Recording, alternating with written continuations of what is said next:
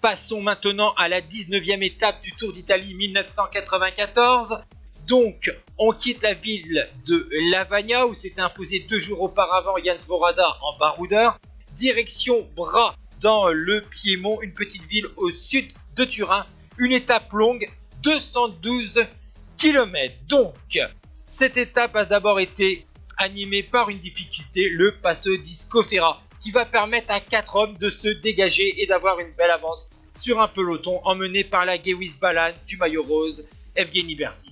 Ces 4 coureurs, il y a Rodolfo Massi de la Morevita, vainqueur de la semaine Coppi Bartali. Massimo Podenzana avec son maillot de champion d'Italie de la Navigare, vainqueur d'une étape du Tour d'Italie en 88, c'était la 4e étape. Rolf Sørensen, un Danois de l'équipe GBMG, double vainqueur du Trophée Leguglia en 90 et en début de saison en 94 donc, sans oublier ses 2 beaux succès sur Liège-Bastogne-Liège en 93 et sur Tirreno 92. Et le 4e larron, il s'agit de Massimo Girotto de la ZG Mobili, vainqueur d'une étape, la 9e du Giro 91, de la 20e du Giro 93. Il a également levé les bras 2 fois sur le Tour de France et 1 fois sur la Vuelta. Derrière, Fabio Roccioli a tenté sa chance dans la petite descente après la dernière petite difficulté de la journée, mais Roccioli va être pris par le peloton emmené par les Castorama de Armand de las Cuevas. À moins de 3 km de l'arrivée, alors qu'on est dans les abords de la ville de Bra, Podenzana essaye de fausser compagnie à ses 3 compères d'échapper. Mais Sørensen fait le gros du travail pour revenir sur le champion d'Italie.